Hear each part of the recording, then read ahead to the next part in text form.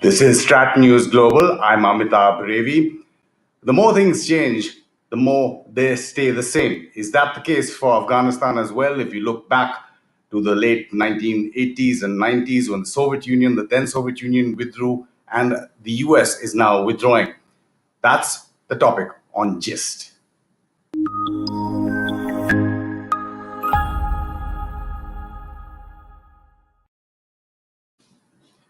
Joining us from Switzerland is Heela Najibullah.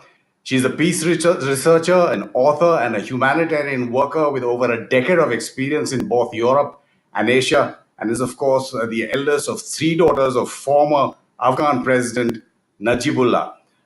Ms. Najibullah, glad to see you on StratNews. Thank you so much for giving us time. Thank you for having me and giving me this opportunity to talk with you and your viewers.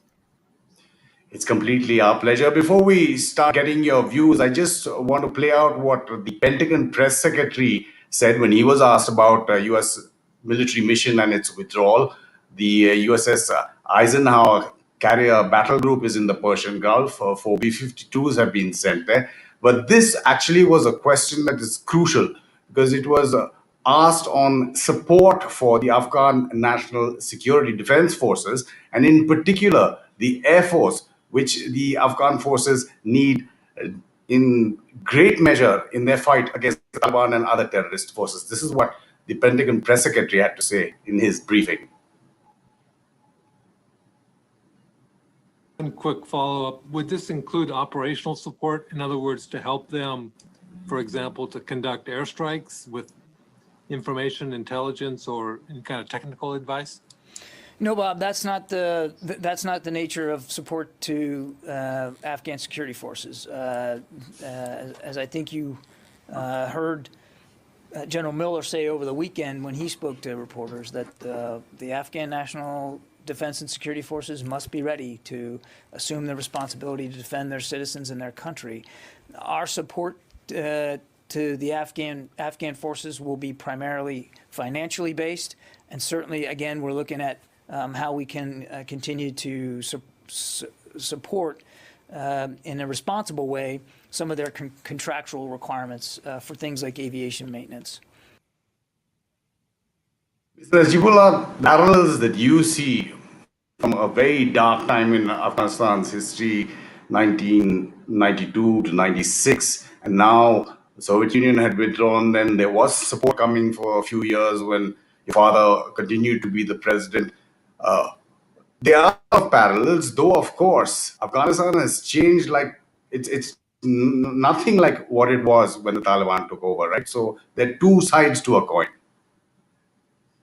Yes, absolutely. I think there are parallels, there are similarities, but there are also many differences because some of the context that we're talking about is different.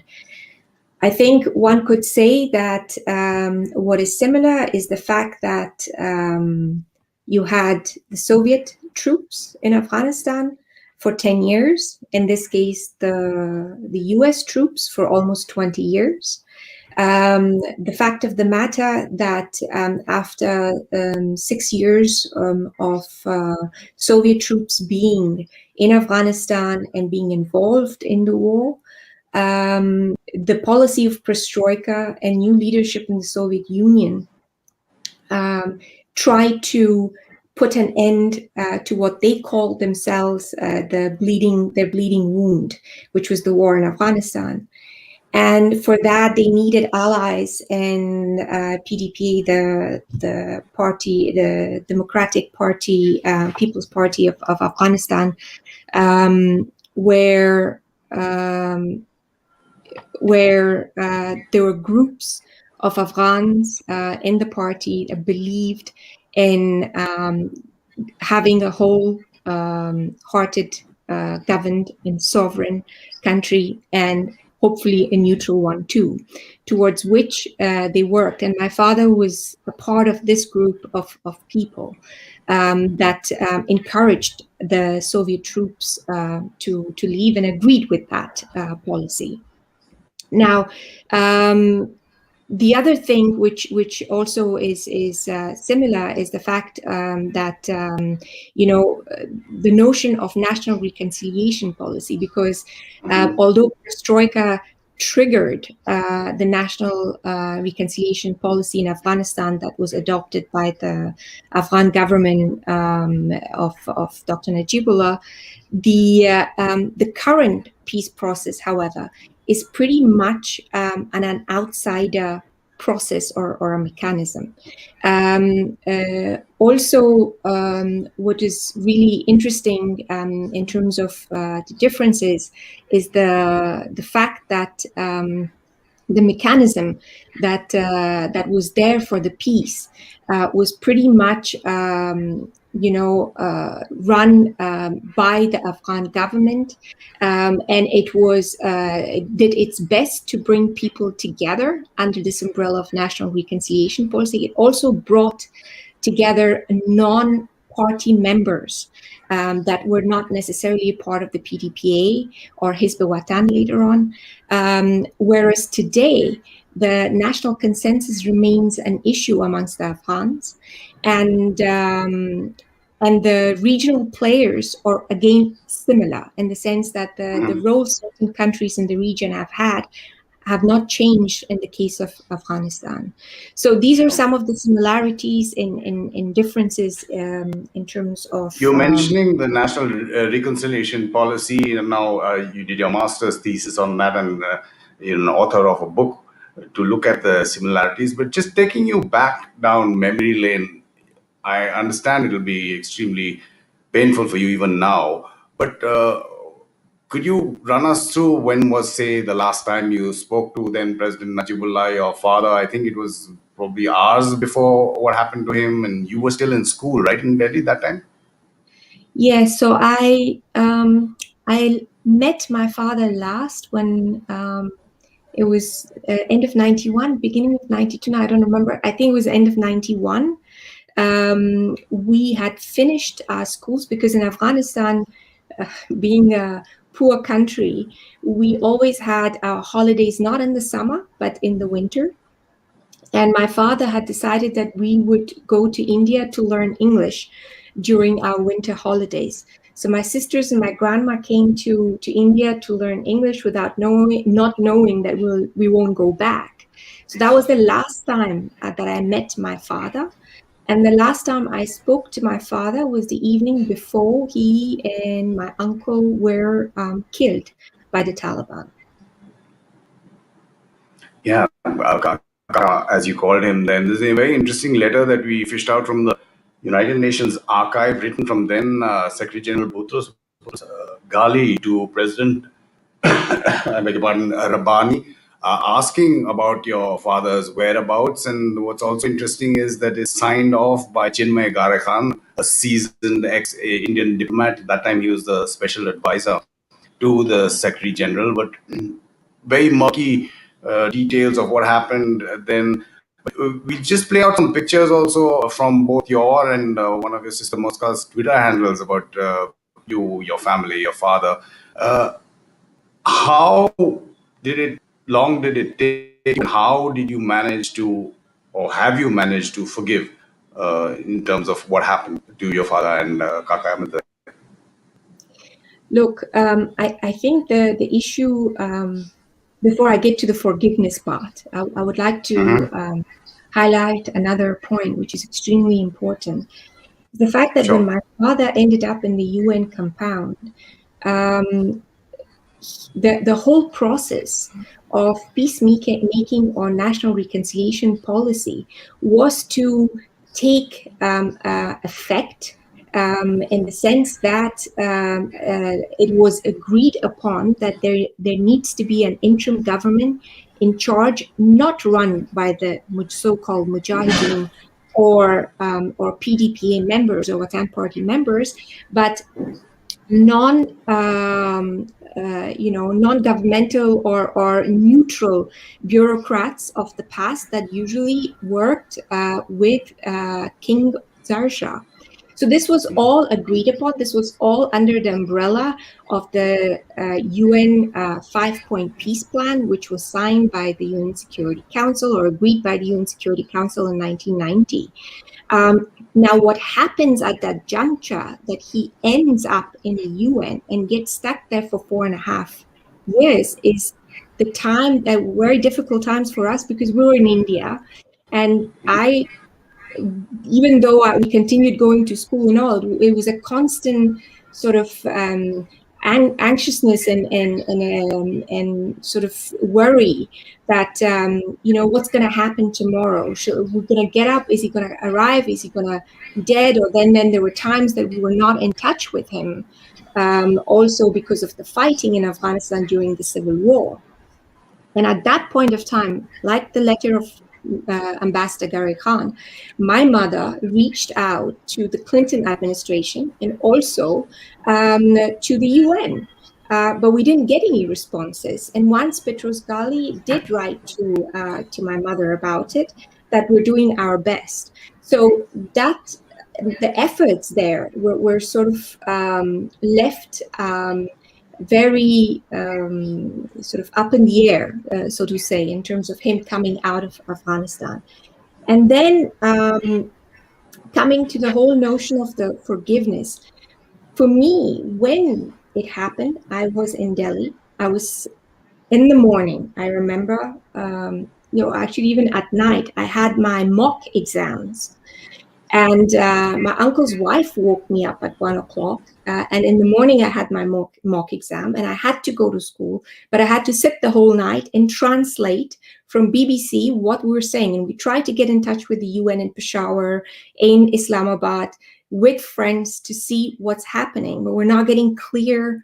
We're not getting clear responses.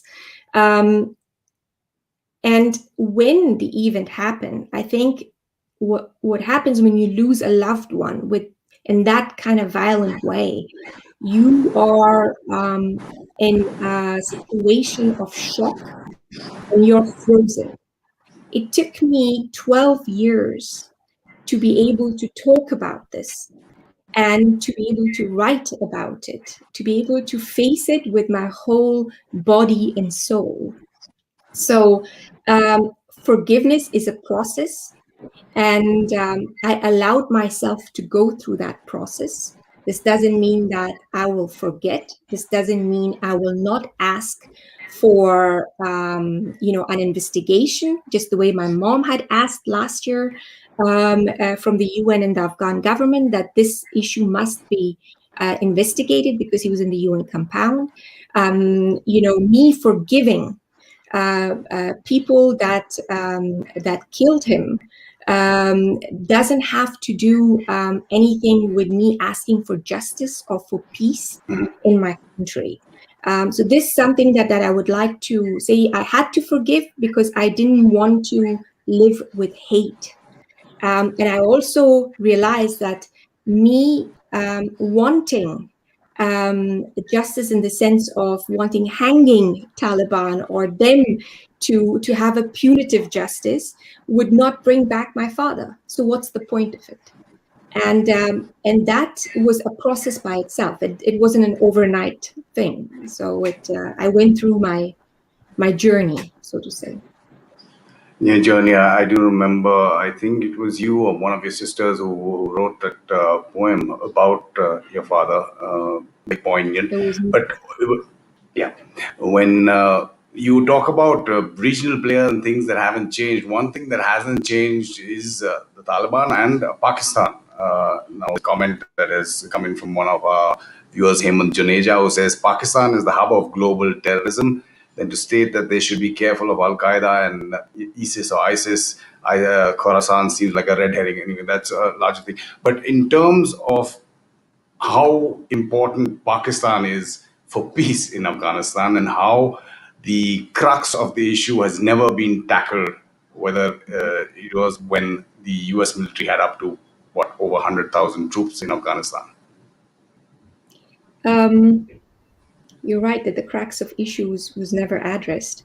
Actually, the war on terror was basically war on terror on the shadow of terrorism and not really with terror itself.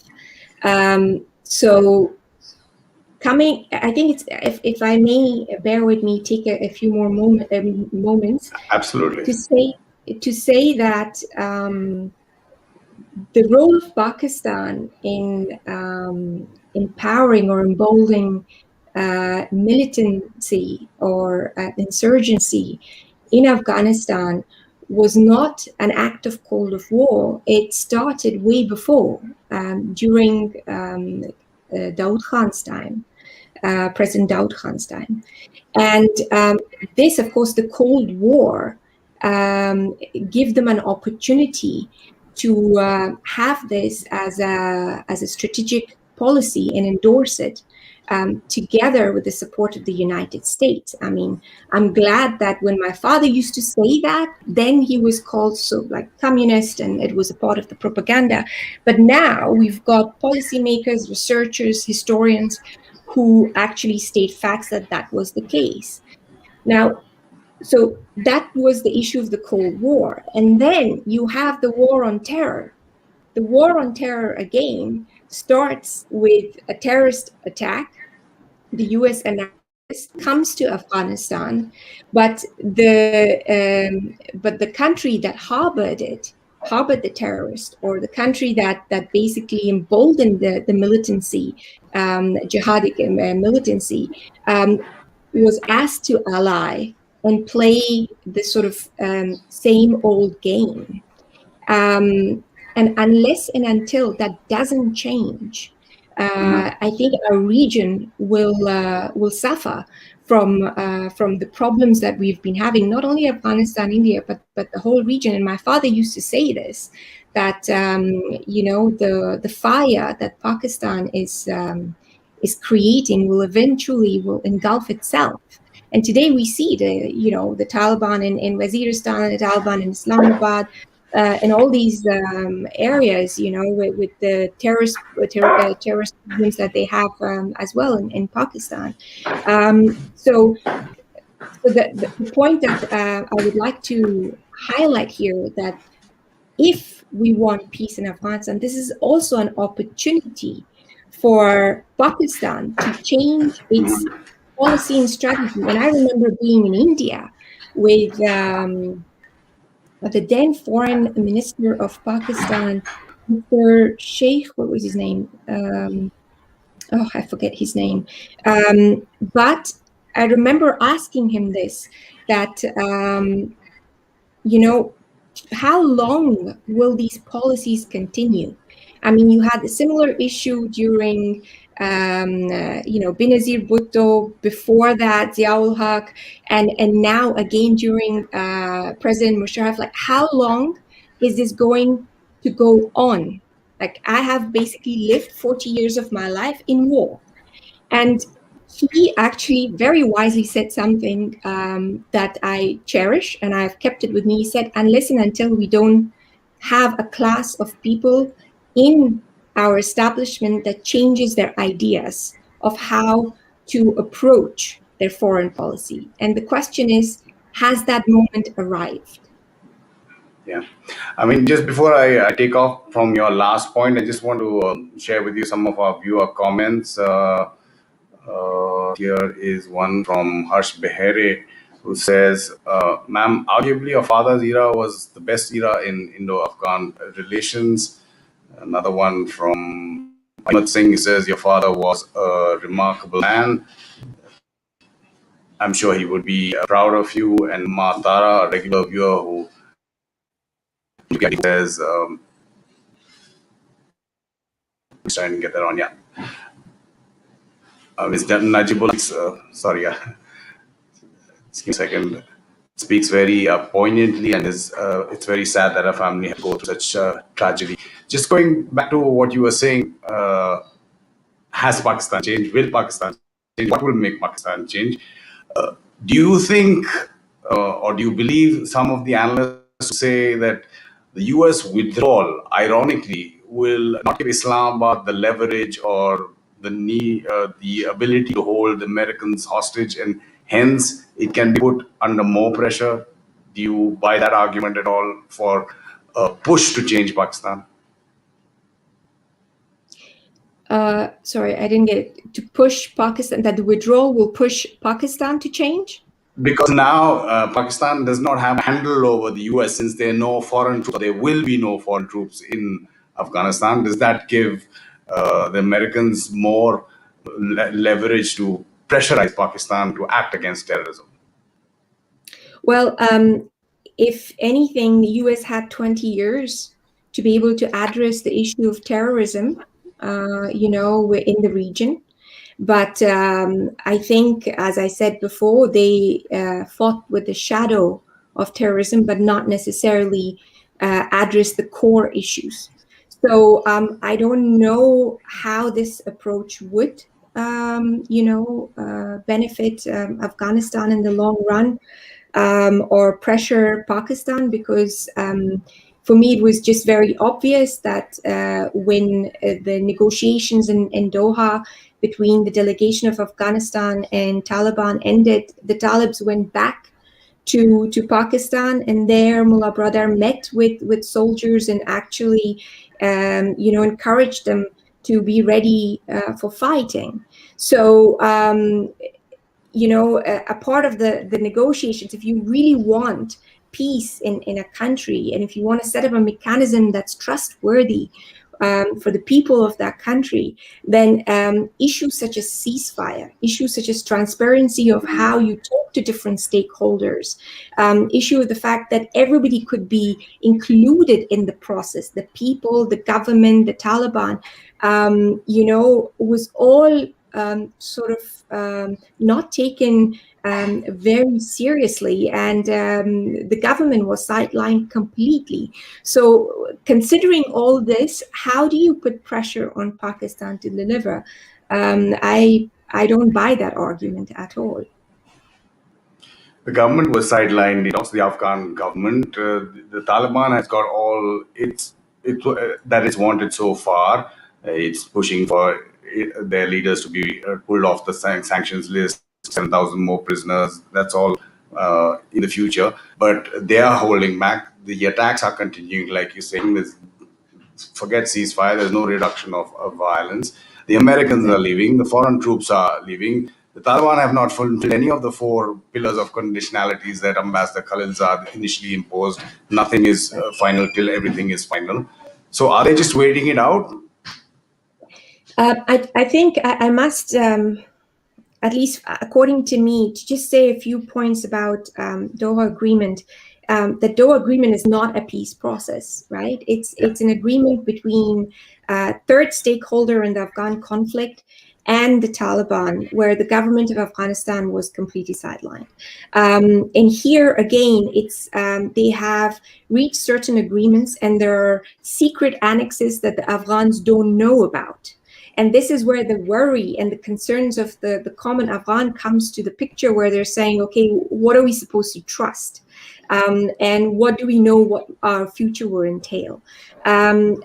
Whereas Geneva Accords, for example, which is extremely important right now to mention, also dealt with the withdrawal of another foreign troop, which is the Soviet troops. But the difference was that there, it was recognized and acknowledged that the crux of the problem was with the policy of Pakistan and Pakistan's establishment. And therefore, their agreement, or the Geneva Accords, were that they needed to sign a bilateral agreement of non-interference and non-intervention. And this accord was, was signed in presence of guarantors like the United States and the Soviet Union, now Russia. According to international law, this accord is still binding, right? So if it was not monitored, if it was not implemented then, right, after almost 30 years or so, we were almost, 30 years, what is the guarantee that the current Doha Agreement will be fruitful? So my approach is, or my suggestion would be, or at least I'm still hopeful because I'm not going to give up on that, is to view that the whole process needs to be equal by a mediator that is not involved in the Afghan conflict. And that the fact of the matter that now that the foreign troops are out, they should not do what the Soviets did or Russia did to the Afghan government by trying to weaken it further. Afghanistan, the current, at least there are current democratic institutions which are functioning. The army is functioning. Yes, we might not have the same kind of air force or power which was there during my father's time, but we do have certain structures and pillars in our government that needs to be upheld, that needs to be supported and assisted financially, logistically, and this must be done by regional players and hopefully by the United States as well, while the discourse of the peace goes on to see how the people of Afghanistan would like to bring and have the Taliban on board, because they are, some of them are a part of the Afghan structures and social and political structures, and they have to be given the room. But the fact of the matter that they would want it their way is not possible anymore for Afghans to accept. I don't know if you've seen recently some of the interviews by the media where they're asking questions from the Taliban representatives, and they get up and go. Yes. He puts off his video. Then Dr. Said, the spokesperson, I did see that. You're talking about what is so different from Afghanistan then, but what seems to be again so similar is the disunity among the political elite, or everyone looking out for their interests. We've seen reports of different groups, arming themselves again. When this discourse that you're talking about peace comes, there doesn't seem to be unity in the Afghan polity to unitedly fight the Taliban on the negotiating table.